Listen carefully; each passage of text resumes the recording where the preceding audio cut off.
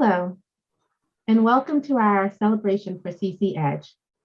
My name is Tanisha Ramsey, and I work in the firm's marketing department. One of my areas of focus is to drive marketing communications initiatives for the CC Edge committee.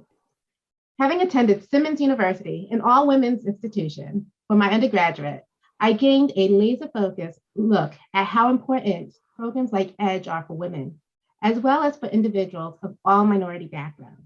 It's important that programs like this that really shine a spotlight on fostering a workplace where our people can connect, belong, and grow. So when our CC Edge leaders, Laura Crowley and Nicole Chicharella, asked me to provide the intro for this great event today, I couldn't say no. So a little bit about CC Edge.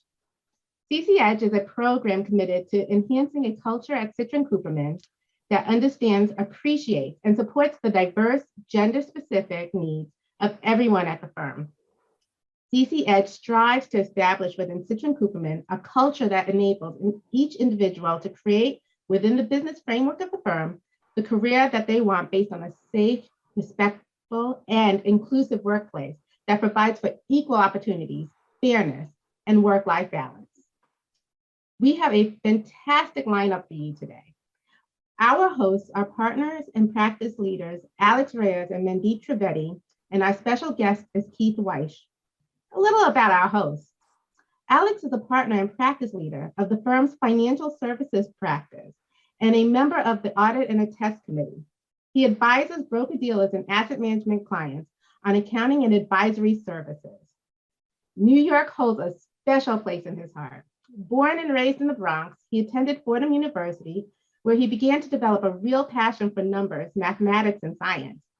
Learning the value of good mentors early, his mentors suggested that he apply to Inroads, a nonprofit organization that provides career resources and opportunities to ethnically diverse students, where he was placed in his first internship with Time Warner. Alex was a founder of EY's first employee resource group in the 90s. Recently featured in Hispanic Executive magazine, he discusses the value of good mentors, good luck, and good work. In a quote, Alex states, "I bet on myself when I left my previous firm because I knew I had what it takes to contribute to overall strategy, take on a larger leadership role, and bring a perspective that would help grow the financial industry practice for Citrin Cooperman. I wanted the chance to have a seat at the table and provide impact on a whole new level." And that's exactly what he's doing.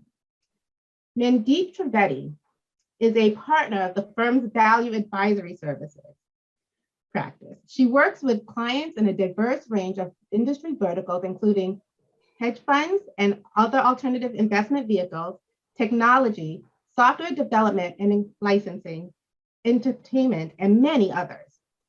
Growing up in Canada, she received her degree from University of Toronto and her MBA from York University. She moved to the US as a working professional, bringing an international perspective. Mandeep grew up in Citrin Cooperman and has been at the firm for over 20 years. Mandeep served on a national editorial board for the bi-monthly newsletters, Litigation and Values Report, and sits on the board of two not-for-profits, Savvy Ladies, which provides finance education for women, and Newark Boys Chorus School, which provides education and musical training for boys grades 4 to 8 in Newark, New Jersey. Now on to our special guest, Keith Wyche. Keith is a change management leader with an exceptional record of turning around underperforming operations and managing in industries undergoing rapid technological or competitive change. He excels at talent development and has a consistent record of growing revenue and expanding margins as president of Pitney Bowes, Cub Foods, and Acme Markets, as well as serving on the board of directors for WMS Industries. I met Keith early in my career when I was at Pitney Bowes. He was always willing to speak to professionals like me and provide counsel and insight into corporate America. Currently, Keith is Vice President of Community Engagement and Support for Walmart. In this role, Keith is responsible for creating Walmart's strategy as it pertains for partnering with community leaders, elected officials, and local businesses in the major metropolitan areas in which they do business. Prior to this role, Keith was responsible for operating Walmart stores in New York, with over $9 billion in revenue and 30,000 associates. He holds a Bachelor's of Arts degree in Business Administration from Cleveland State University and an MBA from Baldwin Wallace College. He is a frequent public speaker and author of Good is Not Enough and Other Unwritten Rules for Minority Professionals and Corner Office Rules, The 10 Realities of Executive Life. His latest book, Diversity is Not Enough, a roadmap to recruit, develop, and promote Black leaders in America, was released in September 2021. This will be an interactive session with questions, so feel free to submit your questions in the chat. Without further ado, I would like to turn it over to Alex and Mandeep. Great, thank you. Keith, we're really excited to have you join us for today's discussion. Maybe just to kind of kick off the conversation, could you kind of walk us through a little bit about the relationship between diversity, equality, and inclusion? We hear this acronym DEI a lot. I thought it might be helpful if we kind of started defining what the three the letters mean and how they kind of relate to one another. Thank you so much. And before I do that, I do have to thank Tanisha for that introduction. Tanisha, you read that just like my mother wrote it, and she would have been proud to hear you give me such a warm introduction. But really, thank you all. Really excited to be a part of this event. This is the first holiday event I've been a part of for 2021. I love the background, so I'm in this holiday spirit. It's a great question about, how you really delineate between diversity, inclusion, and equity. These are words that are typically used interchangeably, but I'm a simple guy. You heard Tanisha say I graduated from Cleveland State University. And when you come from Ohio, there's either the Ohio State University that's called O State or Cleveland State, which is called No State. So, I'm not, one of these guys that's summa cum laude. So I like to simplify things. And so to me, diversity in this analogy is everyone gets invited to the party or into the dinner. Inclusion says everyone gets a welcome seat at the table where they feel valued, heard, appreciated, and respected. And equity means everyone gets to order off the same menu of opportunities as everyone else. And the reason that's important is because it's not enough to be invited to the party or to the dinner.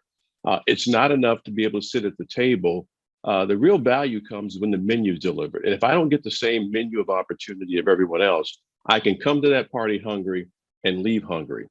I will tell you that in my world, I put inclusion at the top of that list because inclusion says everyone feels welcomed, valued, heard, and respected. And if you create a culture of inclusion where everyone feels valued, then no matter who you bring in from a diversity perspective, they feel a part of the organization. And that's really where it's important. The analogy I give there, and HR gives me a little trouble for it, it's like bringing an adopted kid into a dysfunctional family. If you don't have a culture of inclusion, you can bring in as many diverse candidates as you want, and it'll really just end up being a revolving door because they won't feel valued, appreciated, or heard. Great. I love the way that you framed that, because you can actually picture, coming to the table, and then if you have a separate menu, what that feeling or experience is like. It's like having someone sitting at the children's table versus sitting at the grown-ups table. What's even worse than that, it's Alex getting lobster and steak, and I get pork and beans.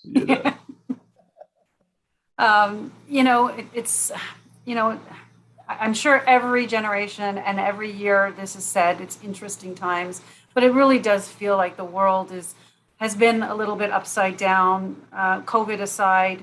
Why is it so important, in 2021 and going into 2022 for corporations and businesses and institutions and organizations to have a formal DEI program? I'd love to get your perspective on that.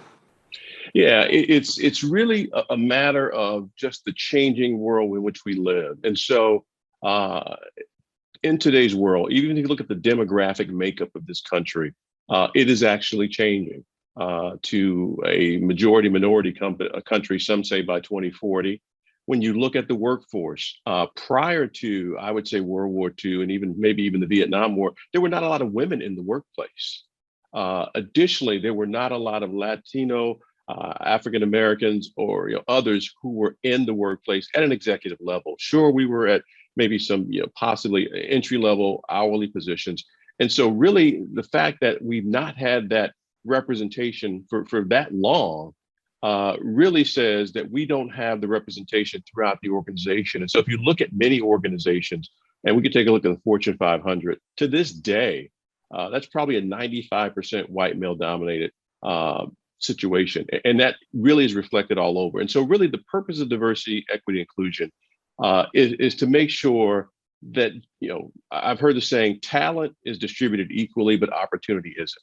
And so DEI is a way to really make sure that, again, everyone is getting that same menu of opportunity. And because historically, various groups have not had that opportunity, is why diversity inclusion is really important. The other thing, however, though, is again, the world is changing. When I think about the buying habits, when I think about retail, when I think about, you have to look at the business holistically.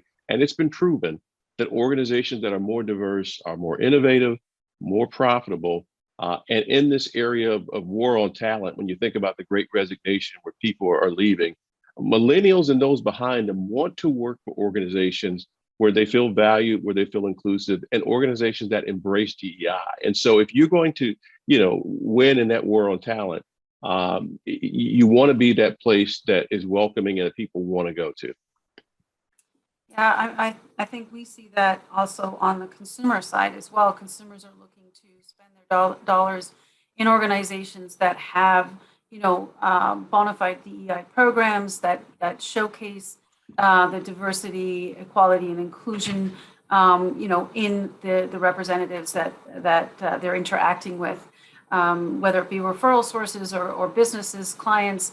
People are very focused on making sure that they're doing business with like-minded folks and folks that are investing in what they believe to be important initiatives. Absolutely. Yeah, I guess, Keith, early on in my career, really early on, I was at a big four firm and was really active in building out the Latino professional network. And what was important at the time was just making sure that people understood the business case for diversity, which you touched on earlier. And the challenge early on was moving from talking about diversity and actually, really living it, right, and seeing it at all levels in the organization, because we thought really for it to be sustainable, it had to be, permeate the organization. So I guess, how do you go about developing a DEI program and making sure that the entire company is on board? That's a great question. And, let's be clear, diversity, inclusion, equity, that's a journey, not a destination. There's a continuum, and people are on various levels of that. But if I had the chance to start with an organization with a blank sheet of paper, recently I was consulting with an organization, a biochem firm that's relatively new.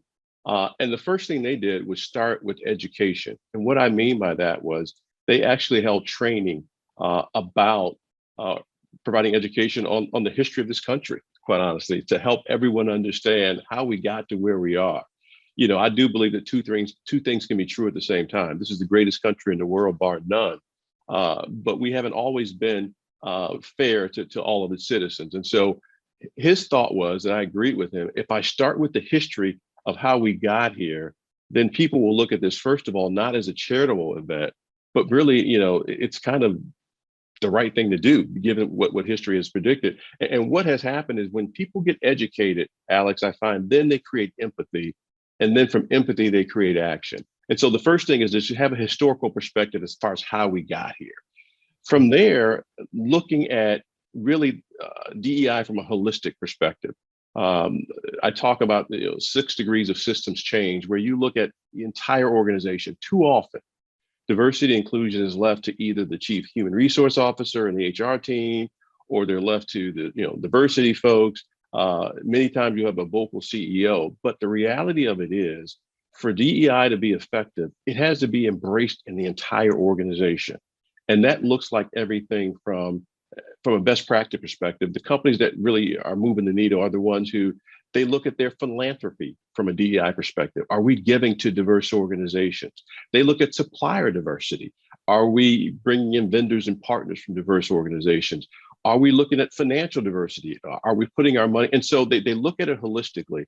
They look at the business lens as, hey, everything we do needs to be about inclusion. And I keep going back to inclusion because that's the glue that holds this all together. If you have an inclusive culture where everyone gets a voice, everyone gets heard, it makes DEI so much easier to roll out. And so again, I start with the understanding of here's what history says, here's how we got here, because if you don't understand history, you're doomed to repeat it. B, making sure everyone understands that they all play a role. Third thing is to talk about the bottom line impact. And we do, and particularly if you're in a customer-facing, client-facing environment, it's significant. I ran grocery stores for numbers of years in cities like Minneapolis and Philadelphia. And we found out that if we merchandised a store in an African-American community with products that resonate with them, we saw a sales lift. If we hired people from the community who looked like the community, it really became embraced as a store of the community because people saw that. Same in the Latino community.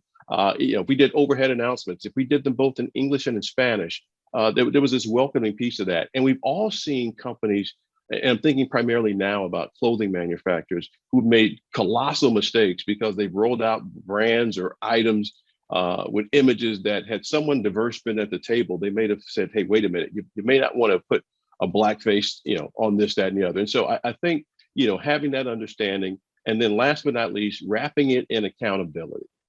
Anything that organizations and corporations value, they do a few things. They set goals for it, they measure it, they report out on it, and they hold people accountable. DEI needs to be to that level. And so, when I consult organizations and they hear the word accountability, I'm not talking about quotas. I'm not talking about taking Keith's bonus away if he doesn't hit a target. I'm talking about something as simple as when you do your business reviews quarterly, that after you talk about the P&L, after you talk about the business, talk about where you are as it pertains to inclusiveness, diversity in hiring, development. And I think when you put that umbrella around it, you'll have the foundation of a great DEI plan. Make sense? No, it does. I guess a quick follow-up to that. Where should resources be allocated, right, to get a sustainable outcome from a DEI perspective? Where should you start? If I were to prioritize, I prioritize in two areas. One is in the recruitment area of diversity, but the second would be in the development area. And here's why that's important. I've worked with dozens of companies, consulted them over the years. And the first go-to is recruitment. Well, they'll go to the Black MBA conference or Prospanica, the Latin Hispanic MBA, and they'll recruit a lot of diverse folks. They'll go to, Network of Executive Women, and they'll bring these bright folks into the organization. And they'll spend a lot of money doing it. But then they don't take that next step to make sure that Keith is onboarded properly, that Laura is onboarded properly, that there are development plans in place to help guide their career. And because that step doesn't take place, it becomes a revolving door of recruiting. And so I would invest first in recruitment, also in development, and then also you can't get past the education piece. Now, whether that's, and I cringe a little bit when I talk about training, because studies have shown that most of us within 72 hours forget 95% of what we've been trained in, but you do have to have some element of training and education around, the need for diversity, unconscious bias, what have you. But that's where I would invest. Thanks, Keith. You've had an incredible career. Certainly honored to be talking with you today. As you think about your journey, right, and as you've navigated your career in business, what do you wish leadership in companies you're with had done or understood sooner about DEI?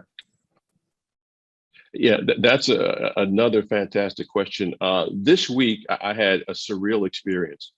I had the opportunity to run into my first boss out of college 40 years ago. Her name is Lena Porter. And we had a cup of coffee. And actually, I put this on my LinkedIn post yesterday or the day before. And already has 25,000 likes or views or what have you. But what she understood and I think it was because she was a woman and she had to fight these battles herself, is that Keith came into this organization as someone who was a first generation graduate from college in his family. So he didn't have a role model. He didn't have people in his family he could talk to.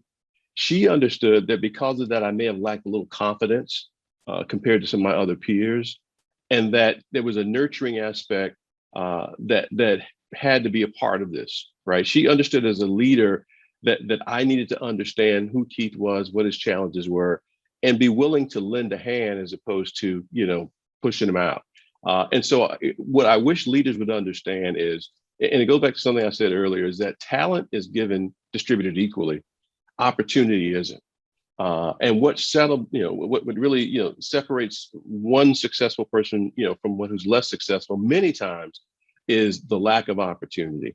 And so I know I'm preaching to the choir to some extent, but just understand that we all come from different backgrounds. And so when I talk to my folks from who, I'd say Confucius backgrounds, I would wonder why they wouldn't raise their hand or ask questions. Well, culturally, that wasn't something that was, thought highly of. It was almost like bragging. When I talk to, some of my what I call very passionate Latino brothers and sisters, that passion can be misinterpreted as hostility or anger. And so taking that time to learn who I am, because I have found, and I'll end on this, if we spend time together, talking to each other, learning from each other, understanding our background, we will find that we have so much more in common than we ever have apart. Incredible. Thank you, Keith. Mandeep. Yeah, it's, I think we all agree that, a DEI program is so critical for so many different reasons, and you've articulated, so many already. I'm curious if you could kind of, with your experience, having been in this space for such a long time and been involved with so many organizations and helping them design, implement, what is the most difficult part of implementing a DI program that can really, gain strength and get, its legs off the ground? I'd love to hear what your experience has been. So one, we can learn from it and maybe avoid some of those pitfalls. Yeah, and again, there's no right or wrong answer to this. Let me give you an example. And I think it's two things. The first thing is, I've learned in 40 plus years in corporate America that as a person who's considered diverse and minority, what have you, that it's not always intentional that things come out the way they are, that there's not someone sitting like, the Wizard of Oz behind a curtain trying to make life tough for Keith and Alex. And that's not necessarily where it works. Conversely, those folks who are pulling the levers have to have a certain amount of honesty and truth telling. Let me give you an example of something that I was involved in my current role. In the city of Chicago, we were remodeling about 8 of our Walmart stores that had been damaged during the civil unrest after George Floyd. And we were about to spend $52 million to do that. And I go to meet with the general contractors who are going to do this work. And we're in Chicago, and there were 2 white general contractors.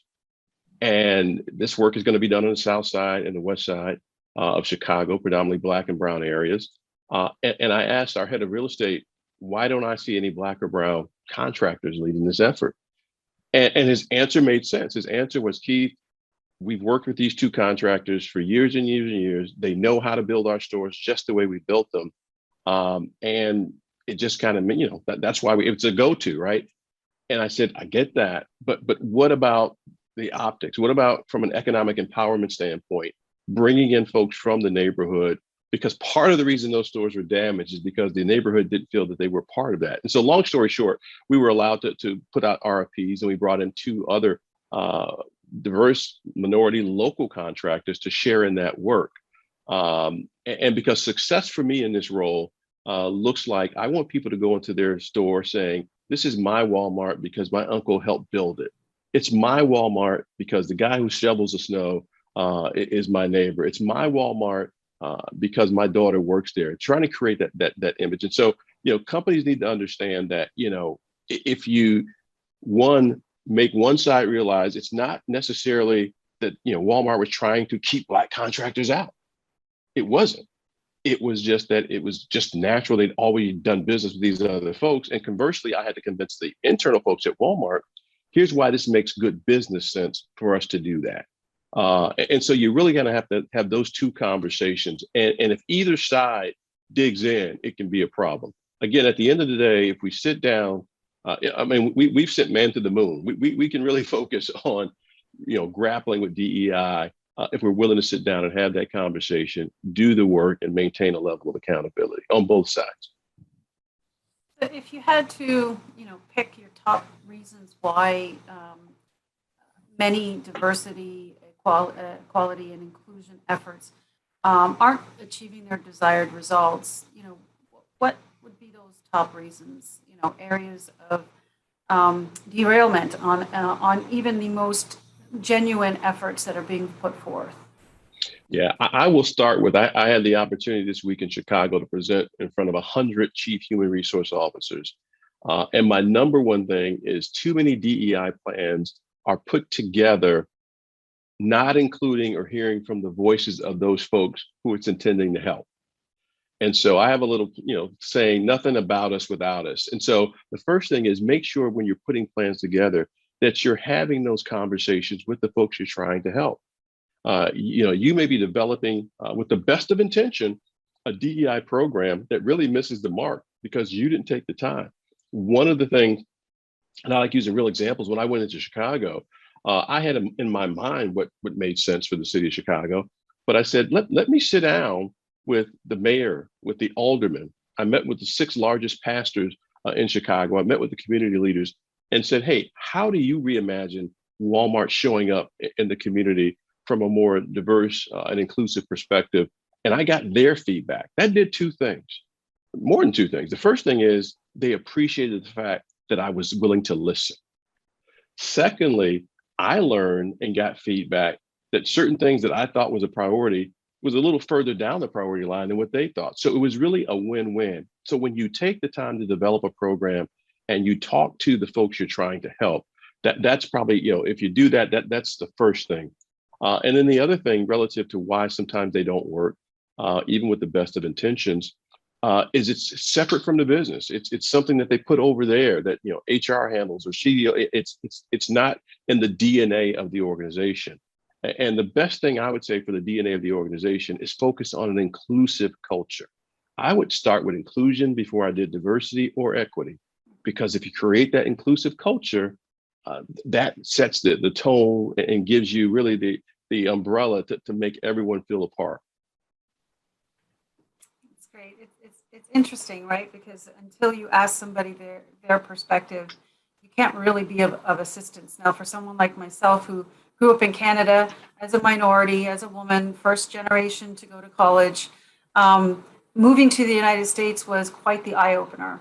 And no matter what I read, it wasn't going to have the same impact as having conversations with people who had grown up here and had experienced the history that is this country. And open dialogue, having honest conversations. These are the things that we all hopefully will continue to work on and work towards. I'm curious, based on your experiences, when a program is successful, what does it bring to the business? We talk about the importance of the programs, we talk about the need for the programs, but I would really love to hear from your experience what it truly does bring to the business itself. Yeah, if the one thing I would have to say, it brings the diversity of thought, background, and experiences, which if rolled together, makes the organization that much more successful and profitable. These things are very easy to track when you look at, again, customer-facing, client-facing business like retail. It just makes common sense. There's a funny story I tell that kind of paints this picture. When I got to Minneapolis, it was around Thanksgiving time. And I went to one of my stores in a Black neighborhood, the north side of Minneapolis, and there were only pumpkin pies. And they were selling okay. And I asked the store manager, do we sell sweet potato pies? And he goes, no, they love pumpkin pie. I said, well, do we have a recipe for sweet potato pie? Well, yeah. And I said, I'll challenge you something. Why don't you make 100 of each, sweet potato and pumpkin, put them both on the end cap, price the same on Saturday morning, and then call me Monday morning and let me know how things went. He called me Saturday afternoon. He said, "Hey, how did you know we sold out of sweet potato?" And I chuckled. I said, "Well, I've been black all my life, and I just happen to know that for the most part that's our preference." And so it really helps grow the bottom line. That's one simple example, but it really plays out again more visibly in industries that are client facing. Right now we have a sensitivity in this country where people want to see people who look like them. It's important because if I can see it, I can be it. And so, one, if you want to attract talent, studies have shown, McKinsey's have shown that you really need to be a more diverse and inclusive culture. Innovation by far, when you think about, just the innovation that we drive on as a country and around the world is driven by those different ideas. And let's be honest, without diversity, you suffer from groupthink. And you need those different experiences. You need those different voices to be heard. The one thing I will say that you didn't ask, but I always point out, diversity, equity, and equality to me doesn't mean just hiring someone because of who they are, their color, their sex, their gender, or sexual. You've got to be qualified. I have two cousins that I love, Ray and Donald.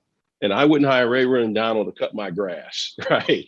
So it's not about a quota. It's not about a number. It's about opportunity. What made me successful in corporate America was not that I was so brilliant. I graduated undergrad with a 2.8, but I had people like Lena Porter. And let me be clear, 95% of the mentors I've had in my life and almost 100% of the sponsors were not Black. They were women. They were Jewish. They were LGBT. If you put yourself out there and if you put forth the effort and the hard work and the diligence, I have found that there are people who are willing to help, right? And that's why I gave Lena her flowers while she was alive. It's a long answer to your question, but again, it's about inclusive. It's about bringing in that mindset. Millennials, I love millennials. I think they get a hard rap. And we're learning from them right now just because of this great resignation. That, I was talking to an organization the other day who was stuck on going back to having people in the offices. Well, I think that genie's out the bottle with the whole hybrid workforce and working from home. But you need that thought leadership. You need those different experiences to make your company the best that it can be. And history is littered with companies who didn't expect or respect diverse opinions. And I won't throw out a lot of names, but when the last time you've been to a Blockbuster, when the last time you had a Sears, you need that diversity of thought. So Keith, we hear a lot of buzzwords in the DEI space. It might be helpful. What are some essential terms that we should understand? Yeah, there's a lot of buzzwords and corporate speak. I think that you do need to lean in and understand a little bit about bias, conscious and unconscious, because we all have it, and so I think that's important to understand. I think you do need to lean into the differences between diversity, inclusion, and equity. And I think it's important to define equity versus equality. There's a graph I usually show that equality just says everyone gets the same thing. And in this graph, I need you to picture there's a 6-foot guy, there's a 5-foot woman, and there's a person who's disabled, maybe in a wheelchair, and then there's a kid. If I gave them all the same 10-speed, 26-inch bike, that's equality. They all got the same thing. Equity says, no, I adjust for that because the 6'6" guy, the bike's too short and you give them what it is they need to be successful. And so learning words like equity, equality, again, inclusiveness, that's the one I would lean into. But bias, unconscious bias, those are things I think that are important to understand and are foundational on this DEI journey. Keith, can you just touch on, you mentioned unconscious bias, going a little off script here. Can you describe that to the audience, what that is? Yeah, an unconscious bias is something that, a belief that we have that was typically born out of how we were raised or what we saw. So, for example, unconscious bias, and this is, I'll never forget, I freaked out the first time that I went on an airplane and I saw a Black pilot when I was a kid, because that I wasn't taught to see it, that just wasn't my reality, right? The other thing is unconsciously, we really like to gravitate to people who think like us, believe like us, and act like us. And we have to fight that, right? Because that's the biggest barrier to DEI. There's a cartoon I show where there's a guy who's doing the interviewing And the guy who's being interviewed sits across him, but it's a mirror, and the guy is looking and seeing himself. And if left to our own devices, we tend to, by nature, pick, people who look a certain way. I'll never get, when I got in corporate America in 1980, 81, there was this certain look that they wanted. And think of Pretty Woman and Richard Gere, with the Hugo Boss suit and the nice, that was and when that guy came in, he could have been dumb as Jethro Bodine, but he had that look. He was going to get a shot, right? An unconscious bias. And so it's not that people sit up and say, I don't like women, or I don't like, I'll give you a personal unconscious bias. When I started in corporate America in 1981, I had never had a female boss before. My first two bosses were women. And initially I struggled with that, but what I learned was, women bring some very unique traits to the workplace. And one was that they were great teachers and great nurturers. And so again, we all have them, but there's things that we have to, really try to think through why we feel the way we do. And it's okay to have them. The problem is when you're not self-aware to recognize it. And so again, that's probably a poor 30-second explanation. I encourage you, the folks to kind of dig deeper into understanding unconscious bias, because we all have it. Thank you. So Keith, it's interesting because we've been speaking kind of from the perspective of, as an organization or an institution, what we should be doing, what we could be doing, how we could be doing it. I'm a big believer in, luck. Sometimes that luck plays into good fortune. I know Absolutely. that I have been very lucky to have great mentors and great bosses. I've been working since I was 16 years old in the corporate world, and at every institution except for maybe one, I had some great leaders and some great champions who really championed me and helped me progress throughout my career. But I do believe that as individuals, we have a responsibility as well to try and put ourselves in what I call lucky situations. So I'll give you a quick example. I moved from Canada in August of 2001, moved to New York City to start a new job, and 9/11 happens. And the small boutique firm that I'm at was not going to be able to continue to operate thereafter. Kind of saw the writing on the wall, started sending out my resume. I've only been here a month. I knew how to get from the house in New Jersey I was staying to the office, and I came across this opportunity to interview and for a business valuation position, which was not something that I was necessarily ever even knew existed. It was a relatively young industry at the time, and I said to myself, you know what? Go for the interview, because that's what the experience I was hoping to get out of it, with no intention of ever joining an accounting firm. 20 years later, here I am, and it was purely just putting myself in the situation to answer questions and get more comfortable, talking about myself and my experiences and what I might be able to bring to the table. So I'd love to get your perspective on kind of like the individual's responsibility within, and within this concept. Yeah, I'm a big believer in what I call self-empowerment. And I think that as individuals, all of us have three things that we have to manage if we're going to be successful in our corporate careers. The first and the most important to me is your performance. You have got to be a top performer. You have got to be someone who is a consistent top performer as well, right? You can't be this one-hit wonder, a good year, an off year, a good year, off year. You have to have solid performance, and you own that. The second thing I think you have to own is your exposure. And when I talk about exposure, I mean exposure to new information, to people, because I don't care who you are. No one gets to the top or breaks through that glass ceiling by themselves. Someone who's on the other side has to see you, see the value that you bring, and help pull you through, which means the onus is on you to be a valuable person, to be that continuous learner, to be intellectually curious, to position yourself so when that person happens, or that chance or that luck meeting happens, that you're ready. So you have to manage your performance, be consistent. You own that. Manage your exposure, making sure that, again, you're exposed to the information, that you're exposed to the key leaders. And then thirdly, managing your perception, managing your personal brand. We were taught as a kid mistakenly that what other people think of you doesn't matter. Well, it does matter, particularly in the corporate setting. and you have to be aware of your brand, your perception. And when I talk about brand, the simplest way I can describe it is, if I'm in a room full of car fanatics and I say, what's the ultimate driving machine? They'll scream BMW. If I say, what car is known for safety? They'll say Volvo. If I say, hey, what's the sexiest car on the road? I'll hear a bunch of different things. But if I say the car named Yugo, what comes to mind? And for those of you who maybe remember that car in this country, I'm an old guy.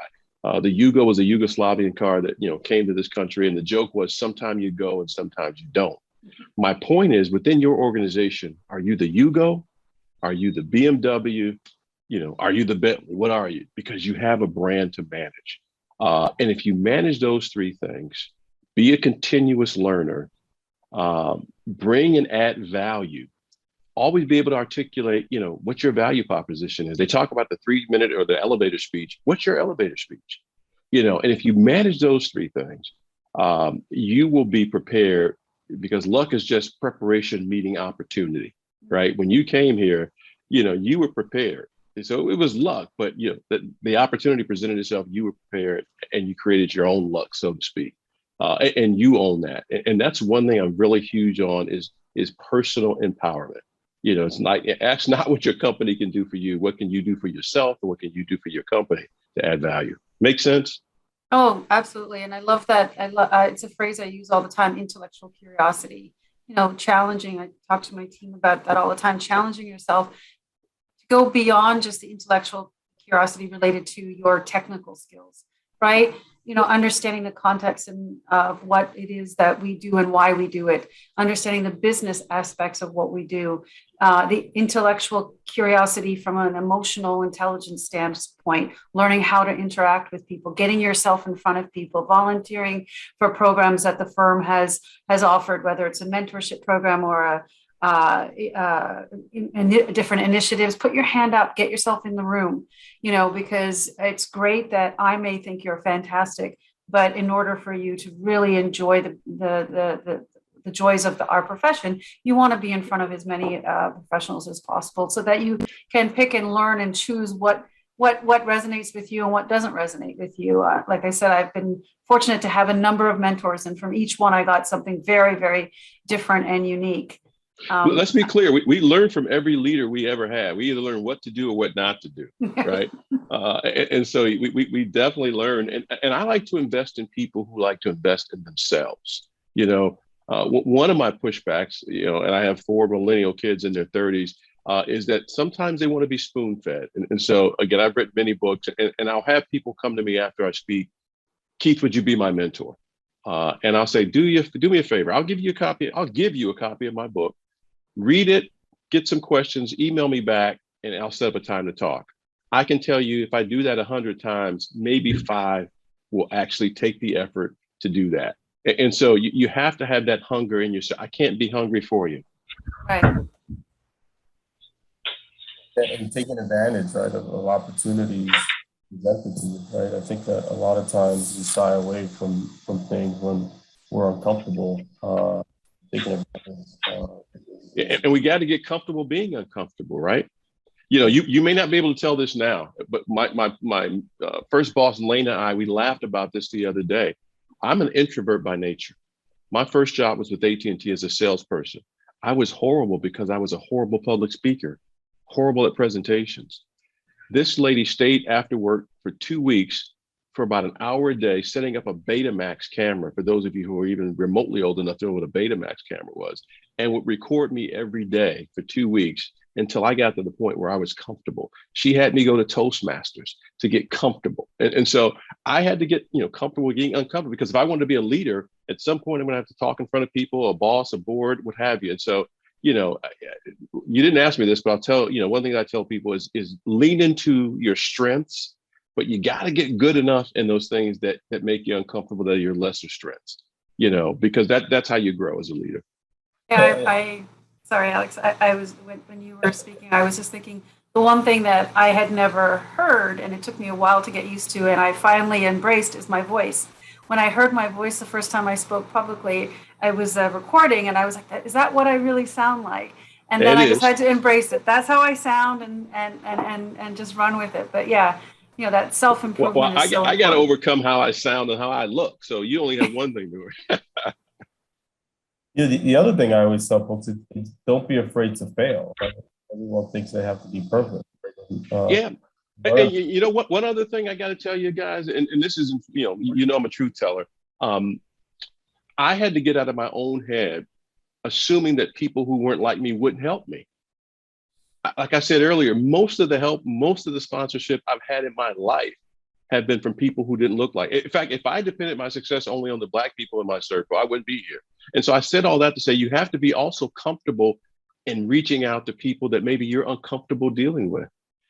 But there are people out there who are willing to help you, who are willing to put in that work for you. But you got to sometimes get out of your own head, Matt. So I guess Keith, just one of the things that I've heard going back 20 years, right, is hey, we want to hire diverse talent, right?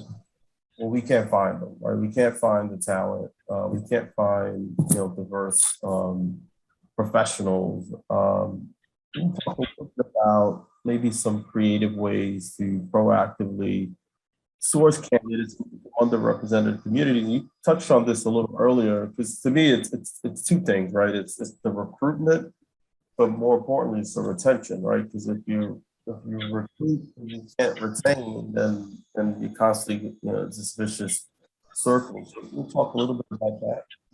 Yeah, that's my least favorite cop out. I can't find the talent. And the reason I say that is if I only fish in a pond, Alex, that has carp, that's all I'm ever going to pull out of it. Right. And so you have to expand, really your talent acquisition strategy. So, if you want to include, and no matter what industry, there's an app for that. There's an organization for that. There's, organizations of Blacks in accounting or Latinos in accounting. Or, I mean, there are groups there. So start first with professional organizations, right? Identify who those are. Have your talent acquisition team identify the diverse professional groups. Where do you collegiately source it? I love Walmart, but for years, University of Arkansas was kind of where they put their flag, and that's great. But let's expand that. Let's look at other organizations. Let's look at colleges who are either HBCUs, historically Black colleges, or majority colleges where you can find a more diverse population pool. There are search firms out there who specialize in finding diverse talent. And so I will tell you that, those are 3 steps, but the best step I've always learned is people know people. We live in 6 degrees of separation. And so, I guarantee you, I have a network of folks that if you're looking for Black professional talent that I could lean on. Certainly, Alex, if they came to you, you would do the same thing, as well as you, Mandeep. And so, leveraging your own folks. In fact, I work with companies who've given, and I'm not a big fan of this, but kind of referral bonuses for people who refer other folks to the organization. But it's about being mindful. The talent is out there. You just have to look for it. The other thing you said about was retention. The best retention strategy is a strategy of inclusion, bringing people in, making them feel valued and important, and that you invest in them. We just rolled out at Walmart something, and I don't mean this to be a Walmart commercial, but we rolled out Live Better University about 4 years ago. And it was a online collection of about 7 colleges where for $1 a day, we allowed our associates to go to school. It's now free. What we found is that by the act of investing in these folks, making them feel valued, that our retention rate went up significantly and our promotion rate went up, because people will stay where they feel valued and appreciated. Even when someone else calls with a few dollars more or another perk, if I know I'm valued where I am and you appreciate me, I will tend to stay there. And so, long answer to your question, look for professional organizations that are diverse, that have the talent that you want. The second thing is that there are diverse search firms out there that bring and hire diverse talent. Go to diverse universities to find talent, and then look at your own folks that are diverse in your organization and leverage them for their network, their professional network as well. And that's it. It's so important to have that diverse community within an organization, because like you mentioned the McKinsey study earlier, but there's many studies out there that prove it, right? That companies that are more diverse outperform those that aren't, right? So, appreciate that work. So Keith, I feel like while we have you here, I just want to absorb everything that you can share with us. I'm curious if you could share some war stories, good, bad, ugly. You know, you don't have to name any names, but I would love to hear of a real example of an organization that made the right investments and found the right talent and where there was success, and then where, you know, programs were put in place and maybe what kind of a real example of what went wrong, to be honest with you. Yeah, and let me work in reverse order because that's the most recent example. Again, I won't name the organization, but here's a great example of the best intentions not working out. This organization realized they had a diverse problem of diverse leadership at the senior levels. So I applaud them that they didn't go. Most companies want to start at the, you know, entry level and grow them over time. This company said, nope. I want to go get, you know, senior leaders and I will bring them in from outside the organization and groom them. So they made a concerted effort, hired search firms, and they went out and they found top level Latino, female, Black, brown talent, and they brought them into this organization. What they didn't count on is that, and I'll make up an industry. Say you were bringing them into the retail industry.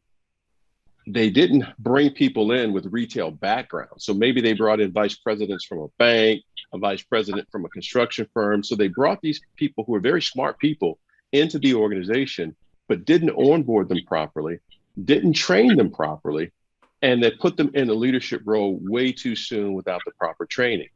Well, what happened is after about 5 years, most of those folks washed out because the people they were leading realized very quickly that while these folks were smart, they didn't know the business. They didn't have the background, and we didn't train them.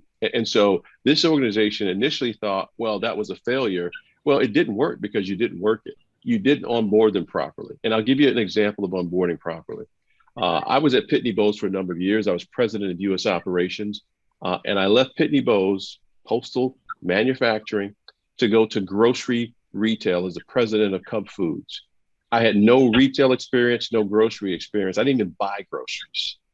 But what that leader did was they said, hey, we think that you have the business acumen and the leadership chops to be a leader and that many of your skills are transferable. However, you don't know a darn thing about retail. So what they did, Mandeep, is for 6 months, they made me work in a store. And I did every job in that store, from cashiering to frying chicken to unloading freight. They let me run a store by myself for a month as a store manager, so I would be appreciative of everything that store manager did. And long story short, here are 13 years later, you know, and so again, those are examples of how things can go either well when you plan for diversity or not if you just kind of think, hey, I'll just go hire the best and brightest without that training, without that development. It will fail. It's doomed to fail. Sure. Can I answer a question that hasn't been asked yet, though? Mhm. I was at a meeting this week and someone, you know, said, Keith, you know, we love everything about you and your book, but why did you have the tag for Black leaders in America? It was kind of like the whole Black Lives Matter, All Lives Matter discussion. And I said, glad you asked. I said, first of all, from a personal standpoint, the whole, you know, situation around George Floyd was really, it touched me to my core. As a 60-some-year-old man who can collect Social Security, you know, I remember the civil rights movements of the 60s and the 70s, and seeing those riots took me back there. And so it put a spark into me. But the analogy I gave them was, I said, every October in this country and around the world, we celebrate breast cancer awareness. We pink ribbons, pink everything. And I said, why do we do that? And they said, well, because that's a dreadful disease. I said, absolutely. Why else do we do that? I said, do we do that because colon cancer isn't an issue? Do we do that because, you know, lung cancer isn't an issue? I said, we do that because there's one group that's disproportionately affected by that disease, and that is women, and then even then, women over 50. In this country, every year, 255,000 women develop breast cancer, 42,000 will die. So we celebrate that. We focus on that because that group has been disproportionately affected. Doesn't mean the others don't matter. It just means that that's why we lean in here. Similarly to diversity inclusion, these groups have been misrepresented, disproportionately affected, and so that's why the focus is there. So now I'll shut up, Tanisha, who used to work for me and work with me, and I'll let you tell me what to do or say next. Okay, so one of the questions that kind of popped up was, what's the most valuable advice that you can give to somebody early in their career? And if there's any way, how do you think it has changed your trajectory of your career? The most valuable advice I would give is one, listen more than you speak. Be a sponge. It goes back to that intellectual curiosity. Always be, even to hire, in my career, I've looked for that person who had that curiosity because I can teach a person who's curious, So that's the first thing. Secondly, I would say someone who is self-aware. You have to be aware of your strengths and your lesser strengths. I've seen many careers crash and burn because someone wasn't self-aware about themselves or certain things about themselves. This is going to be old school for some, but hard work hasn't gone out of style. I'll never forget my youngest daughter when she got her MBA. She was working at a company we all know, and she thought she should be vice president the next week because she got her MBA. And there's something to be said. But the main things I would say is be a continuous learner, be someone who is intellectually curious, work on your interpersonal skills. It's all about people. Right now we're looking for people who can lead, who are team players, who can get, I have worked with people I loved. I work with people I can't stand, but that's not the issue. The issue is we have to get a job done. I don't go to work to make friends. I go to work to make money and get a job done, but you have to be aware of your interpersonal. How do you show up?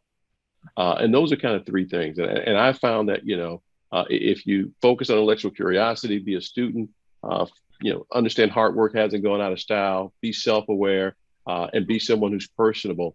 That's, and I'll give you one example of the personable. When I got on a corporate board the first time, 12, 13 years ago, I went to the board interview wanting to talk about my background, my experience, and the board chair said, "We know all that.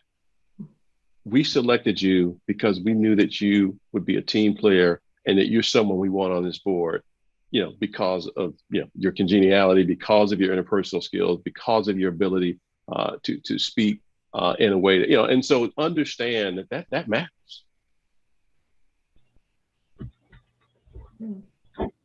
Okay, another question that has popped up is, are there any thoughts about getting stuck with labels or specific terms that have baggage versus seeking real change that includes everyone? You got to give me some examples on that, because it says terms with baggage. What does that mean? Like, for instance, if you're starting a program, but you don't want to be seen as having like that you're bringing baggage, or it's just it's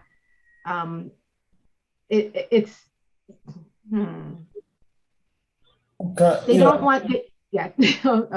I was, sometimes, right, when you have particularly like, and I think Keith, you and I talked about this, I think in one of the earlier conversations, right, where people will do, these ERG groups and kind of segregating and creating labels, or you're part of the Latino network and you're going to get, special privileges, if you will, or, what I mean? Gotcha. Yeah.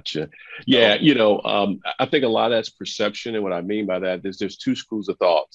I know, and I'll just limit it to this conversation, the Black professionals I know, I've worked with, who would not join a Black ERG for the sake of how they might be perceived by other people.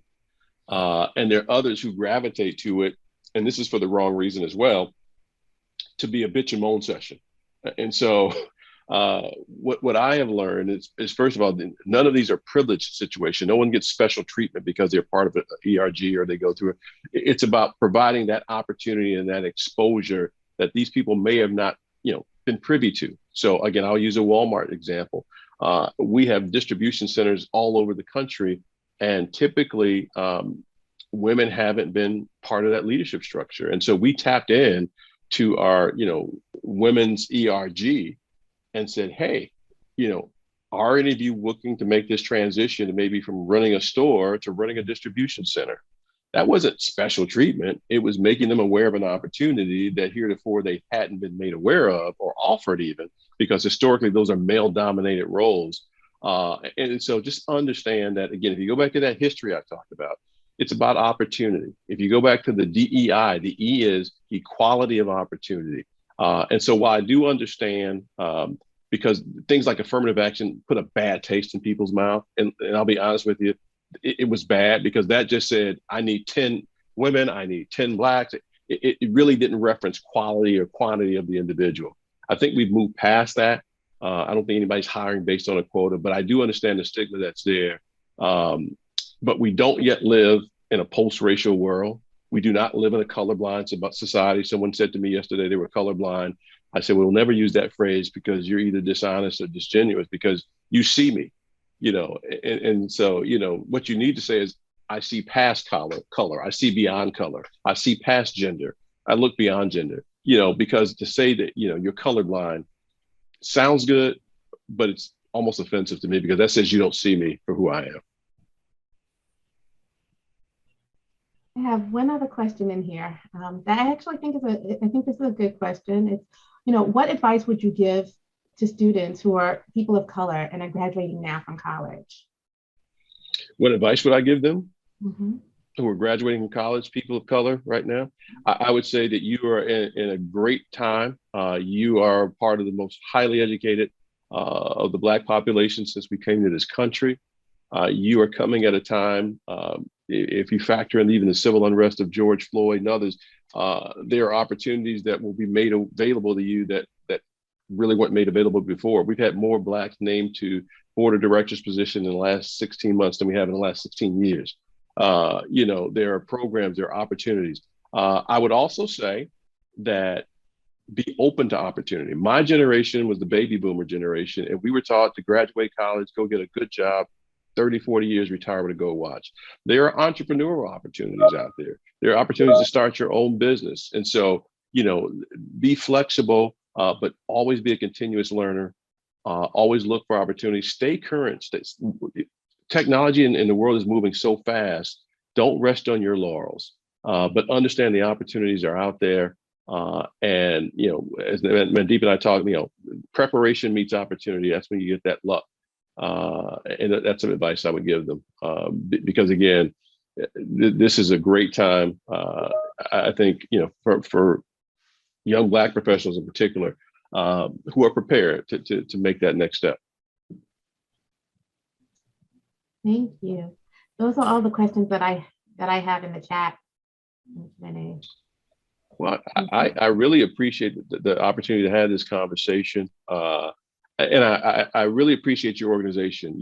These are not easy conversations to have. And just the fact that, you signed up for this and that, this is important says to me, this is an organization that is really serious about what we can do to create a more inclusive culture, to bring out the best in everybody. And I guarantee you, if you bring out the best of the folks who work there, your customers will see it, your bottom line will feel it, and we'll all be better for it. But I will share a conversation I had the other day with someone where I had to explain that, by opening up leveling the playing field does not mean I'm taking something away from you. It's not a zero-sum game, right? And there's some folks I've talked to that, well, are you taking? No, I'm not taking. We're letting, everyone play it. And the analogy I give, and I may have shared this with you, Tanisha, earlier, is the game of Monopoly. Right, wrong, or indifferent. If a certain group was able to play Monopoly for 3 hours before, anybody else was able to join that game, the people who joined late in the game would have a heck of a time catching up because all the great properties would be bought, Park Place and, all that boardwalk. And I'd be stepping on your property, paying you or going to jail or what have you. And so it's just leveling that playing field, right? And we can't get this done without allies, right? And so, too often white men are demonized. No, they're going to be part of the solution. That they have to be our allies to help be that voice. And again, I've benefited from those allies. And so, it's not about separating. It's not about us, them. It's how together can we solve for this and be allies of each other. I'm mentoring an amazing young Black man who is a first generation American, first to graduate college in his family, and is living in a very poor, heavily minority area. He just graduated and he's struggling to find a job. He doesn't have role models in his family or his community. And as much as he likes me, I think it's difficult for him to take advice from an old white woman. Is there an organization you can recommend he join, or a book or something to help him find his way? That's a great question. And there's several organizations. So one that I'm a part of is an organization called 100 Black Men of America. They're in many of the major cities around there. The Urban League, there's an Urban League there. There's a young professionals program in the Urban League. There's a great book called Good Is Not Enough and Other Unwritten Rules for Minority Professionals that that person would probably benefit from as well. But look for those types of organizations. And don't discount your impact. Like Lena Porter is an old white woman that we took a picture with yesterday, was a mentor then, is a mentor now. But I do understand that there will come a time when there are things I can say and experiences I've had as a Black man that he can resonate with, just like I can't understand. As much as I want to understand Tanisha's struggles as a woman in corporate America and a Black, there's only so much I can relate to. And so it does at some point help to have folks around them who they can resonate with and learn from. And so that's the advice I would give. Thank you. I think that's fabulous advice. Nicole, did you come back on? If I could have timed that any better, oh my goodness. Yeah, I had a feeling. It's been cutting in and out all day. So I'm not sure how much you heard, but what I was really asking and trying to get at is, do you have any advice for how to respond when we get questions from groups that are not underrepresented, individuals that are not minorities saying, hey, what about me? CC Edge doesn't seem that inclusive. DEI, that's what about me? And especially, we'll send newsletters about different groups throughout the year as well. Like, hey, what about a news group about X group of people? And it's challenging, and knowing how to respond in a way that's sensitive to their needs and what they might be feeling. You have any feedback on that? I gave a great speech on that while you were offline. I really did. No way, really? Yeah, I did. I talked about how, on one level, helping people understand that, again, it's not a zero-sum game. If I hire Keith for this role, it's not like I'm taking something for you. A, B, that the biggest allies we have are actually white men, and we need them. This is not an us-them scenario. You've got to be a part of the solution. And so that's the other piece. And the other thing is we do have to be holistic, because I have been in situations, unfortunately, where, there's extremists on either side, right? And so they vilified, that serves no useful value to anyone. But the biggest thing I talked about was the game of Monopoly, where, I helped, a few of my, white peers understand, men, that if you guys got to play Monopoly for 3 hours before women could play, Latinos could play, how far ahead would you be in that game? And when we got to join 3 hours later, how much difficult will it be for us to catch up? And so it's not an either or game. I can understand how it could feel that way. But again, understand historically, folks have really not had the opportunity. And if you just look at a representation number, and we'll just stick with women and men. I think in this country, women, make up, if not 50%, close to it, if not more, of the population. I guarantee you that talent is distributed equally, opportunity isn't. And so it can be tough, for some to deal with. But again, understanding the history, understanding that they are part of the solution, and celebrating and recognizing them. I will tell you, I said earlier, most of the folks who've helped me in my life have been, folks who didn't look like me, and I recognize and reward and honor that as well. And so I get it; it can be tough, but we're not in a situation where it's a zero-sum game where Keith getting promoted means someone else who was deserving didn't get it. So, but it was more, but you missed it now, Nicole. I'm sure. Well, that's great advice. Thank you. I appreciate it. There was one more question that kind of came in.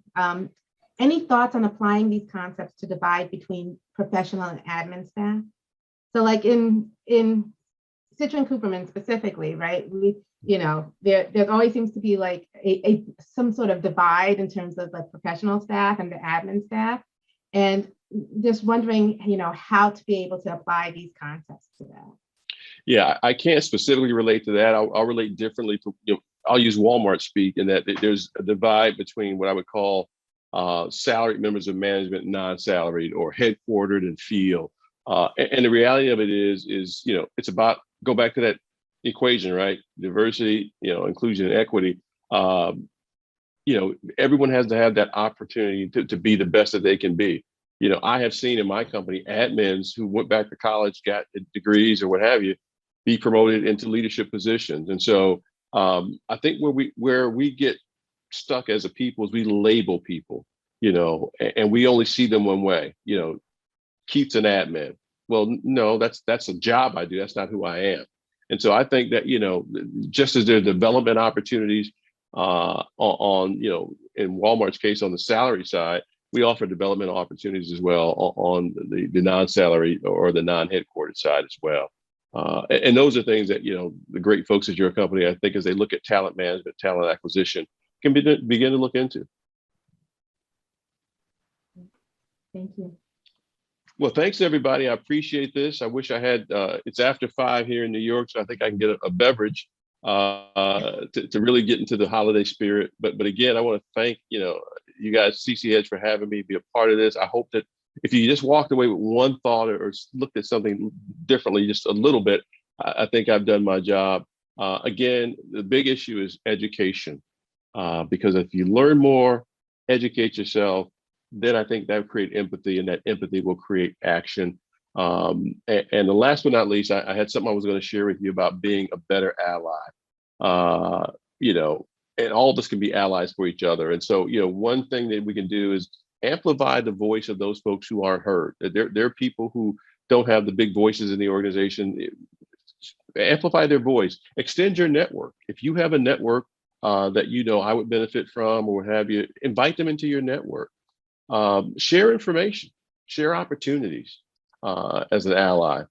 Uphold their brand. If I know for a fact that Alex is really a strong player and I'm in a meeting and it's a calibration or succession planning meeting and someone doesn't, stand up for Alex or says something that's not true, uphold his brand, wear his t-shirt. Number 5, understand their unique challenges. I'll give you a personal unique challenge for me to make this real to you. When I was in high school, I was an athlete more than I was anything else. And it was career day when the colleges were coming to talk to the juniors about what college they want to go to. And my guidance counselor told me not to even go because I wasn't college material. And if I got to college at all, I would be on a scholarship for football, not for to this day.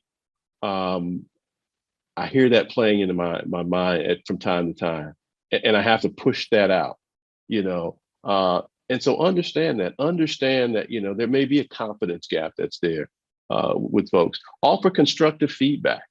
One of the things I see folks struggle to do is give feedback constructively to people who are diverse. We need that feedback. Don't make me wait a year if you see me going left. And then my job is to receive that feedback, right?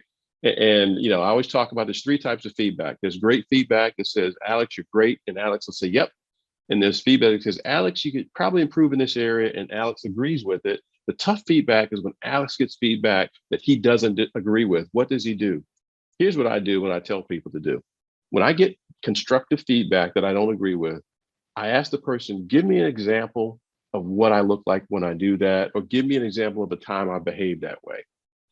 And what that does is it takes what I might think is something personal against me, and it gives me something to work with. So provide feedback. And then last but not least, provide encouragement. I am here today because there were people who encouraged me along the way. When I didn't believe in myself, they helped me believe. And so those are 7 things that, all of us can do to help each other. And I think we should be allies of each other, because at the end of the day, again, we're more alike than we are anything else. So with that being said, I appreciate it. I will go get a nice beverage. It's going to be water. But hopefully I helped and you got a thought. Feel free to follow me on LinkedIn or go to my website, keithwyche.com. That's the only commercial I'll offer because I have some information there I share. But it's been a pleasure. And Tanisha, thank you so much for inviting me to be a part of this. And thank you. so much. Yeah, thank you, Keith, for sharing all of that. I've been looking forward to this for weeks. I don't know about, I think Laura feels the same. So yeah, thanks for sharing all that knowledge and your experiences as they relate to, I will have to start saying DIE. And Mandeep and Alex, thank you for your thoughtful questions and for moderating our CC Edge Holiday Fireside Chat today. I'd like to express my gratitude to all of our attendees for joining us in this thought-provoking discussion and during this special time of year. We at CC Edge would like to wish all of you a safe and healthy holiday season, and we look forward to seeing each of you in person during this coming year. Thank you.